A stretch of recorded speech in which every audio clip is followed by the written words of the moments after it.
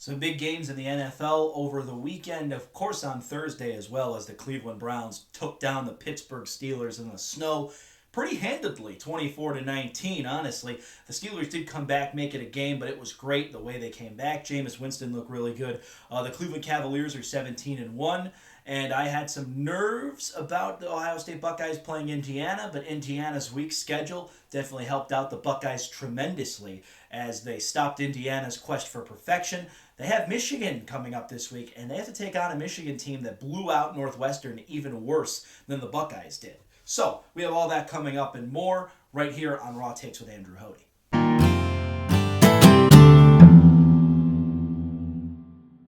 Welcome to Raw Takes with Andrew Hoty. If you like this video, please make sure to like, comment, and subscribe. It'll be great for the channel numbers, as well as leaving us a comment below. Really important. Subscribe if you want more content, of course, too. I want to hear your raw takes just as you hear my raw takes. So make sure to leave a comment, and I'll try to respond to that as soon as I can.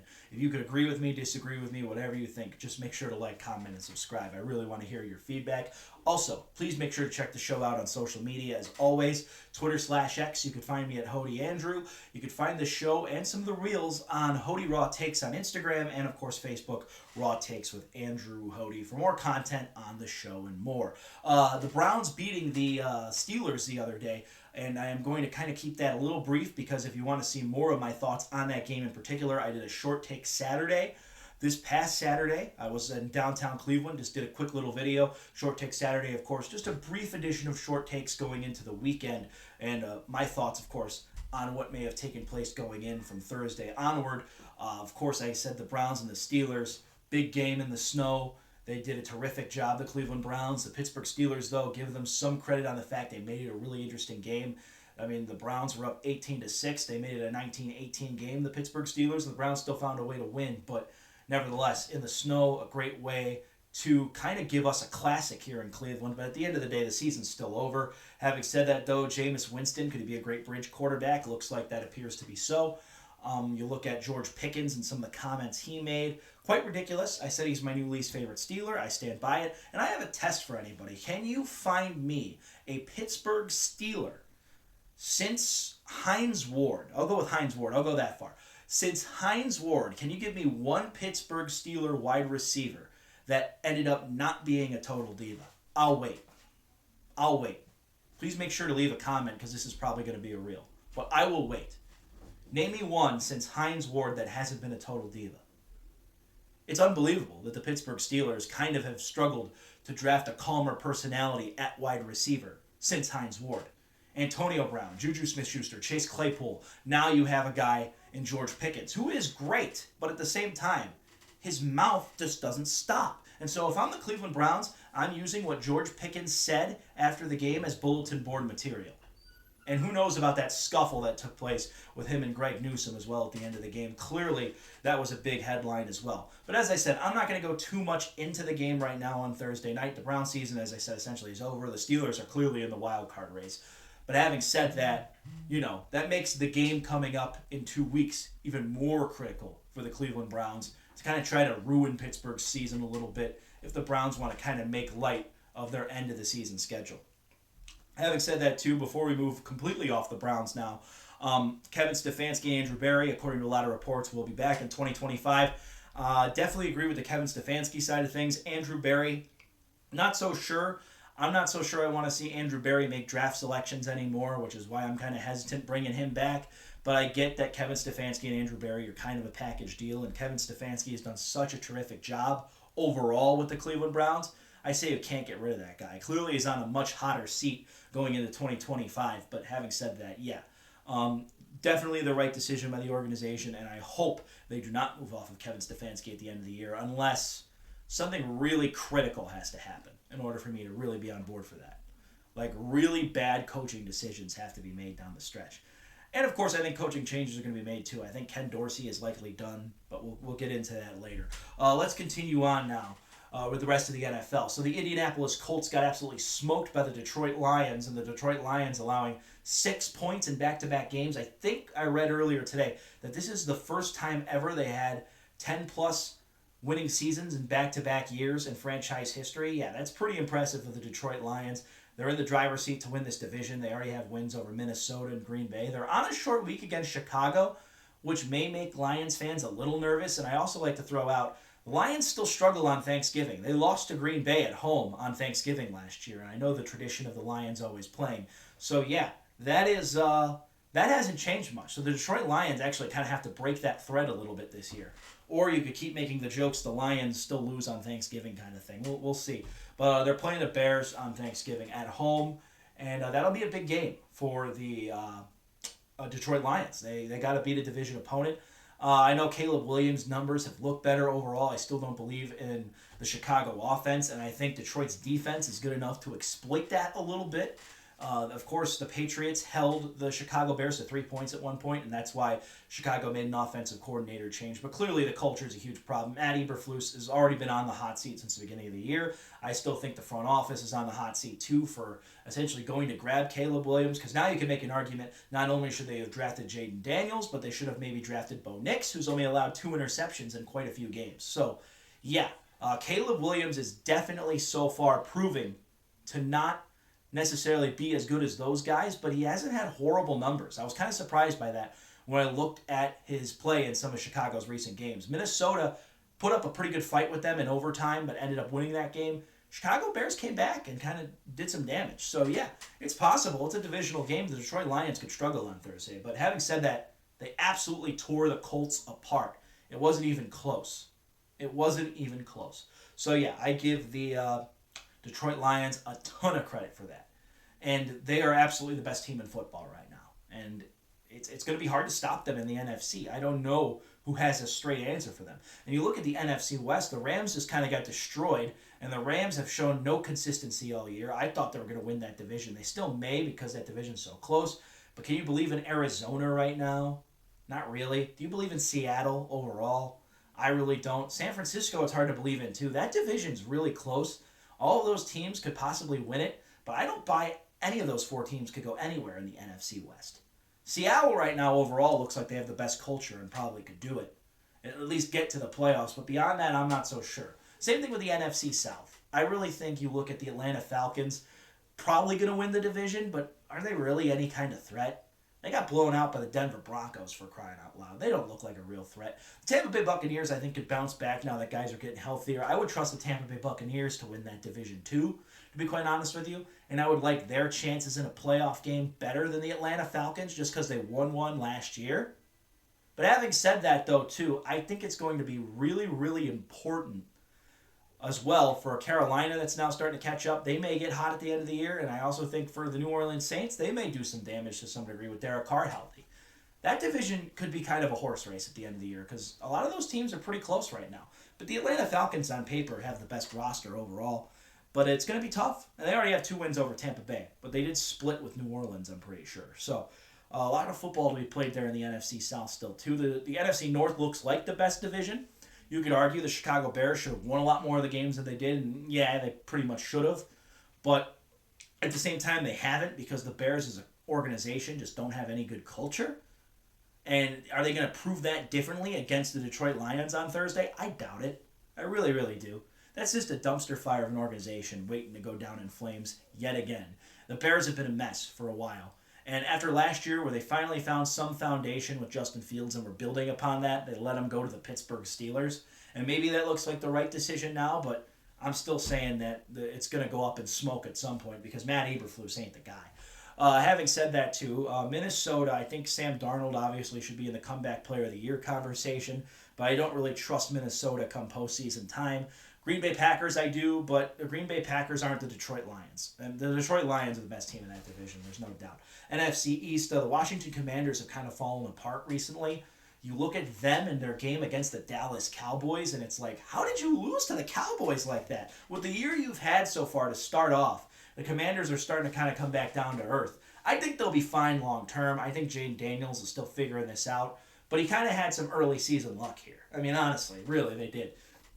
But having said that, though, you look at a lot of these teams, and you could just pinpoint little things. Like the Washington Commanders clearly have struggled as of late, and they're not on the verge of a collapse, but I definitely think they're coming back to earth a little bit. And the other thing, too, I'd like to point out about the Philadelphia Eagles is they've really surged. They've impressed me to an umph degree. They just keep winning. And I was not very high on their secondary. So props to Nick Sirianni, who should not get fired, by the way, by anyone who ever points that out. The Philadelphia Eagles are in really, really good shape. But are they the Detroit Lions? I don't think so. The Dallas Cowboys are going nowhere. Haha, they got to win on Sunday. Good for them. I'm not impressed by them at all. And the Commanders will probably come back and beat them at the end of the season in Dallas anyway, in a game they probably need and Dallas doesn't. And the New York Giants, obviously the big story there, Daniel Jones getting released. I thought that was kind of interesting that the ownership group in Mara just released a statement online. They just released a statement online stating that, Daniel Jones is done. He's done. So, yeah, interesting situation there, of course, too. But yeah, I have not seen something like that where the ownership group just comes out and says, player requested to be released, the player's released, and the player's now on the market. Daniel Jones may go to a playoff contending team as a backup, but I'm not so sure who's going to want him right away. I really think he's probably just an okay backup at best. I don't see him getting any starting jobs in the offseason. The New York Giants are going to clearly be in the quarterback market. And coaching, is that really a problem there? I know a lot of rumors are going around. It is. I still think Brian Daboll's a really good coach, and I just think he's in a really bad situation with everything going on with the Giants right now. And, of course, the Jets on the other side. There's rumors Aaron Rodgers is going to be done at some point, and I think we're going to see a retirement out of him probably by the end of the year. As we move over to the AFC now, you look at the Jets, they're clearly a mess, going nowhere. Aaron Rodgers might be on his way out the door. I think by the end of the season he will be. But I think it'll be via retirement. I don't think the Jets are just going to straight out release him. Buffalo is clearly going in the driver's seat right now, and they should be just fine to win that division. But Miami, they could contend with the Denver Broncos for that last wild card spot. I like the Miami Dolphins schedule at the end of the year. A lot of favorable games. They just blew out the New England Patriots. Tua Tagovailoa is getting back to full health. I'm not so sure I like the Miami Dolphins in a playoff game. I think I will if they play a team like the Houston Texans, maybe. Because the Texans right now, losing to Tennessee this week, they look like they're on the verge of a collapse. I'll get to them in just a minute. But the Miami Dolphins, to me, they're in an interesting situation. And I have my Dolphins hat somewhere. They're my second team now, of course. So I'm rooting for that. And I think the Miami Dolphins, with the schedule they have, they could go on a little bit of a run to end the season. Will they? I think it remains yet to be seen. But yeah, of course, I think they have some easy games down the stretch. They have to play the Jets too soon too. So yeah, they have some winnable games here down the stretch. And the Dolphins absolutely destroying the Patriots. And they took down the Rams pretty hard. And it was defensively. Chop Robinson had a really good game that week. So I like the Dolphins. And I think they're well coached under Mike McDaniel. So I think that's another reason to kind of be high on the Dolphins at this point to compete with maybe the Denver Broncos for a playoff spot. Cleveland and Pittsburgh, obviously I mentioned them because we'll go to the AFC North now.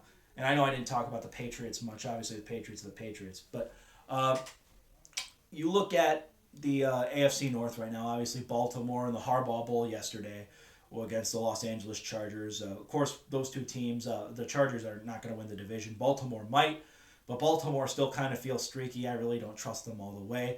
And Cincinnati is clearly in the position they are in because they are. To me, culturally, I like Pittsburgh to win the AFC North still. But the Browns can kind of play spoilers at this point because they still have to see all three of their division opponents again, and they're 2-1. Doesn't mean the Browns are going to win the division, obviously. I think the Browns' season's a wash. But having said that, the Browns can play spoilers to these other three AFC North teams trying to win the division. And so I think it's going to come down to that. The Pittsburgh Steelers, I think, should win that game on the Three Rivers against the Cleveland Browns in a few weeks. But will they? Who knows? Who really knows? That's a good question to ask. And the Baltimore Ravens are the Baltimore Ravens right now. There's still something weird about their defense that I just don't trust. Offensively, Lamar could do it all. I get it. But defensively, there's something fishy about them. I just don't know what it is. And the Cincinnati Bengals have the same problem. I think the Cincinnati Bengals, it's almost criminal that they're in the position they're in. I still feel like they're a team that could make some sort of postseason push right now. But I don't think they're gonna just because we kind of see what they are. They'll put up great numbers offensively, but defensively they'll blow it. So, yeah, I think when you look at the entirety of the AFC North right now, I think it's really Pittsburgh's to lose. I really, really do. And Pittsburgh plays such cautious football. And you saw it a little bit in the Browns game, but the bottom line is they'll have those thud games every once in a while, and the Steelers are definitely vulnerable. I'll say this. If the Pittsburgh Steelers win the division and they host the Baltimore Ravens, I probably would take the Ravens in that game. Especially because the Ravens kind of blew that game to the Steelers a few weeks ago. So yeah, that's something interesting. Or last week, I should say, before the Browns game last Sunday. The Dolphins could play spoiler, I think, to the Steelers too if the Dolphins end up making the playoffs. The Broncos, maybe. The Broncos, I don't know if I would say that they should upset the Steelers, but the Broncos have kind of been a team no one's talking about as we get to the West here in a second. But Pittsburgh, at the end of the day, they're going to have to play Buffalo or Kansas City, and I think we could all confirm that they're not beating either one of those teams. Maybe Houston if they end up being a wild card. I don't know. The Steelers are a team that could lose to any playoff opponent. I really think so. And they have not won a playoff game since 2016, which actually kind of surprised me when I looked at the stats. But we'll see. If the Dolphins or the Broncos, one of those two teams, end up getting that last playoff spot too, and they see the Steelers, that's a matchup if I'm Pittsburgh I necessarily don't want.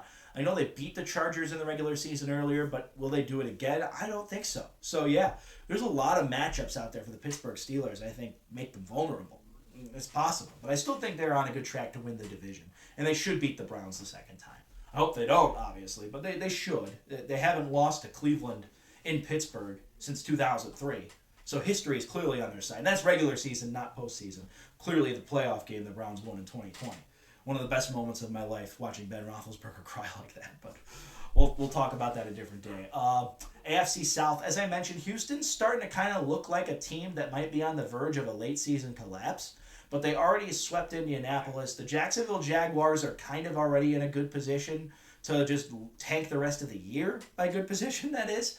So I don't think they're going to end up losing this division, the Houston Texans. And the Tennessee Titans kind of are figuring things out a little bit, but they're not going anywhere. They beat them out of spite, really. So, yeah, Houston has got to be careful, though. They're kind of on the verge of a little bit of a collapse, but they should have no problem winning that division. It's going to come down to a handful of games. But, yeah, that's an interesting situation there.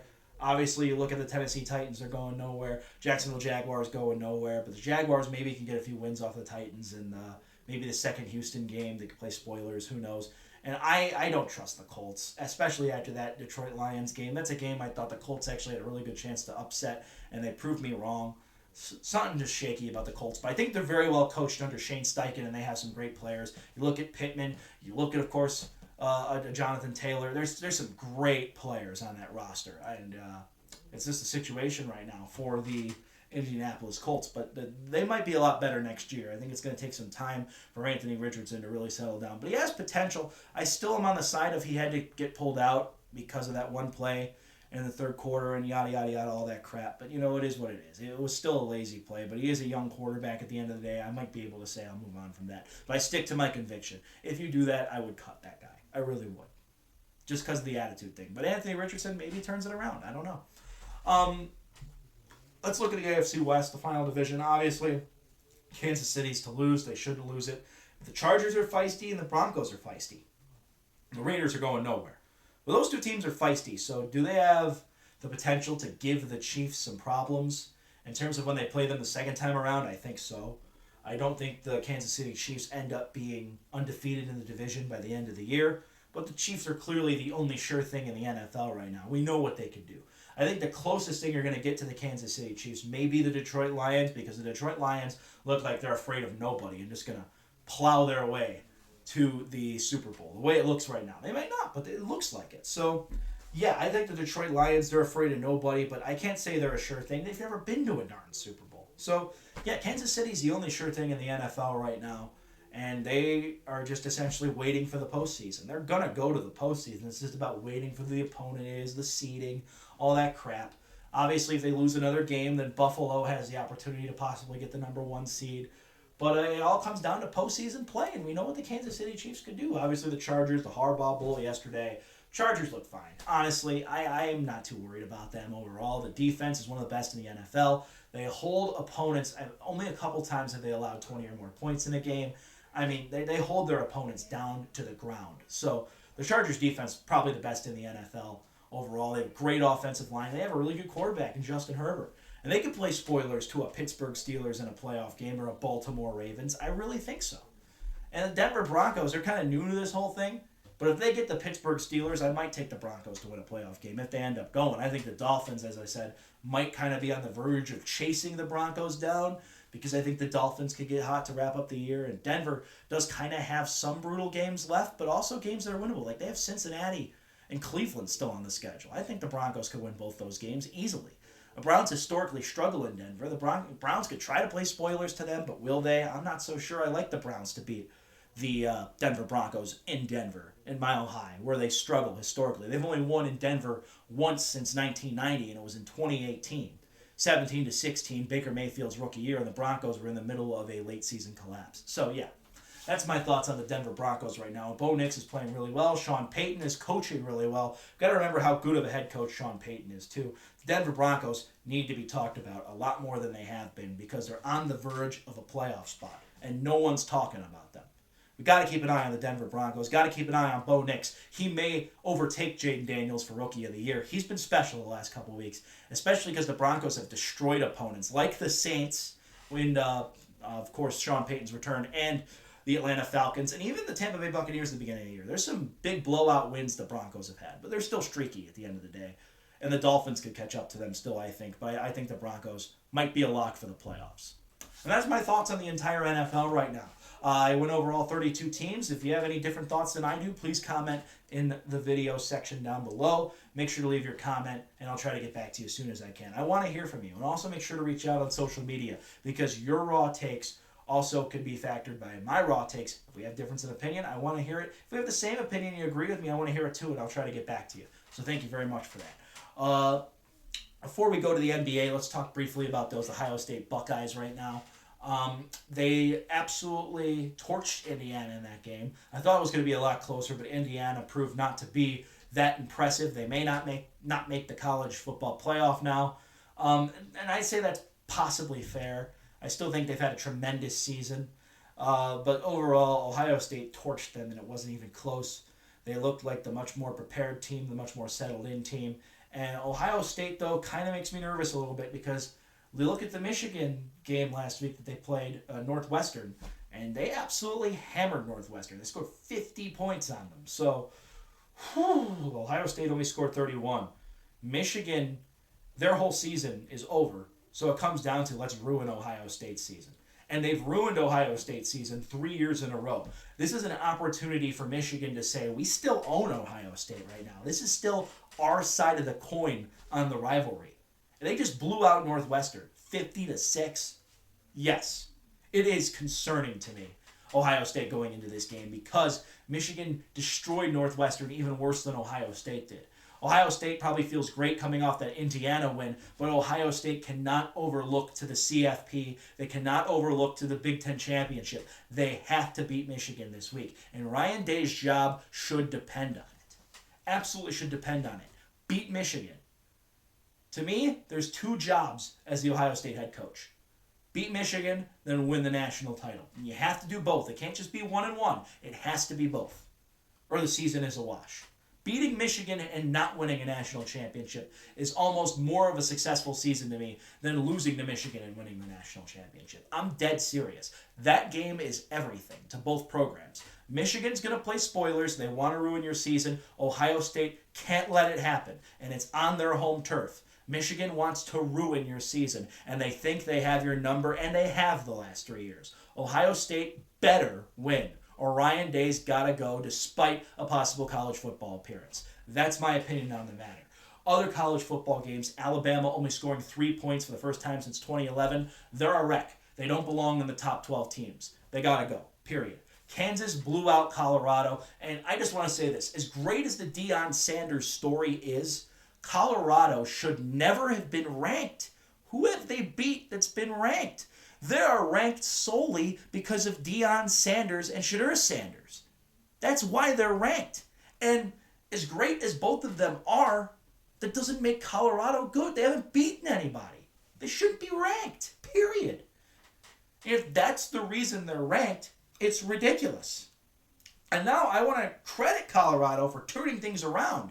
After that 1-11 season, now they have a winning season. Good for them. Deion Sanders, a great motivator, clearly a great head coach, flipped that program within 2 years. But they shouldn't have been ranked. End of story. Nor should they have had any shot to make the college football playoff.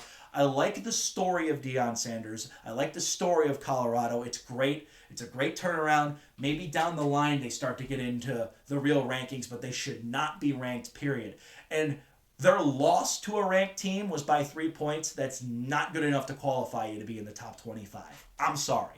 I love Deion Sanders. I love Shedeur Sanders. I love the story of Colorado. I hate that they were ranked and had no business being ranked. The Kansas Jayhawks, though, they've gone on a streak of beating some ranked opponents, and that's good for them because their season's already been a wash to begin with, but good for them either way. They're starting to play spoilers on a lot of teams' seasons, and Colorado, as I said, shouldn't have been ranked to begin with, but granted, getting a win over Colorado is something, as being ranked, the Kansas Jayhawks should take it for what it is. They beat 3 ranked opponents in a row. Good for them. The college football landscape right now looks really good, and right now I'd say on paper Oregon should win the national title. They look like the best team in college football, certainly the best coach. Dan Lanning is one hell of a coach, and I think it's great for him to stay at the college level because he, to me, feels like a college coach. He doesn't feel like an NFL coach to me, if that makes sense. And I think he should stay at that ranking and build Oregon to be a dynasty maybe at some point. We'll see. Now they're in the Big Ten. That's going to be problematic for teams like Ohio State, like Michigan, that have those championship aspirations. Michigan maybe not so much this year, but Michigan's up there, let's be honest. Including Penn State, too. Penn State's kind of been the little brother to Ohio State and Michigan. But Oregon's up there now, too, and Oregon, as of right now, is better than Ohio State based on head-to-head. And they're likely possibly going to meet again here next week. So it's going to be big. It's going to be important for Ohio State and Oregon to re-meet, I think, and Ohio State try to take control of that matchup. And this rivalry. Ryan Day is now 0-2 against Oregon. And one of them was a non-conference game. Yeah, so it's got to flip around for the Ohio State Buckeyes. But to me, Dan Lanning and the Oregon Ducks right now, it just feels like the best story in college football. And I would trust them to win the national title over everybody. But with a 12-team format now, you just never know. Someone may get upset. But Dan Lanning right now is hands down the best coach in college football. All right, the Cleveland Cavaliers, to wrap things up, 17-1, another big win over the Toronto Raptors. It looks like they could go 24-1 based on their schedule. I don't think they will because I think the Atlanta Hawks get that in-season tournament game because the Atlanta Hawks are really taking that in-season tournament seriously right now. Although they did lose to the Bulls, but right now they should be the favorites to win the in-season cup group or however it's ranked. I hate the in-season cup. I'll be honest with you. I think I've mentioned that on Raw Takes before. It's stupid. And the Lakers and the Pacers were the only 2 teams that really took it seriously last year. I don't care about the in-season cup. I want to see titles. That's what's important. But the Cleveland Cavaliers, obviously, 17-1. Donovan Mitchell, the core 4. Kenny Atkinson. You can keep going on and on and on about it. The Frog is taking over. The Frog, the darn Frog. I love the Frog. It's taking over Cleveland by storm. It's great. It's a great story. Cleveland Cavaliers look like they're riding the wave in the Eastern Conference. Boston looks like the only real threat. They just got Kristaps Porzingis back, and he had a big night in his return yesterday. So, yeah, I think Cavaliers' best story in the NBA right now, and I don't think it's even close in terms of their record. But having said that, still a lot of work to do. I think this team is going to win 60-plus games, and take my word for that. I think they win 60-plus games with the core 4. But I still want to see postseason results. To me right now, it's Eastern Conference Finals or bust minimum. NBA Finals would be terrific. I don't even want to go that far. They better make it to the Eastern Conference Finals with this kind of start. It's expected at this point. If they don't, the season's a failure. They have to make the Eastern Conference Finals. And we're talking about Kenny Atkinson, the core 4, yada, yada, yada. If you're out in the second round of the playoffs, if you're the Cleveland Cavaliers, that does tie what you did last year, but now all these headlines surround you. This great start to the season surrounds you. We're looking at the vulnerabilities of the Cleveland Cavaliers right now. There's very few, but they're still there. And the Boston Celtics kind of exploited that in the in-season cup, yada, yada, yada game. So, yeah, the vulnerabilities are there. You cannot lose a second-round series, and that might be to a Milwaukee or a Philadelphia if they end up turning their seasons around. There might be some tougher opponents at the bottom of the standings. Indiana might be one of them. You look at the Milwaukee Bucks, as I mentioned the Bucks already. The Miami Heat. That's another possible threat in the postseason at the end of the year. If Jimmy Butler and Bam Adebayo and all those guys are healthy, Kevin Love, maybe a revenge series for him. There's a lot of teams at the bottom of the standings I would not want to see in a postseason series. And that goes for the Cleveland Cavaliers too. So yeah, I think it's going to be really important they get to the Eastern Conference Finals now that all these headlines are surrounding them. The pressure is on the Cleveland Cavaliers. Can they respond to that pressure well is going to be the question. That's going to be it for today's edition of Raw Takes with Andrew Hoty. We'll be back on Thanksgiving. I'm going to preview the Thanksgiving slate of NFL games. We'll talk a little bit about the NBA then as well, of course.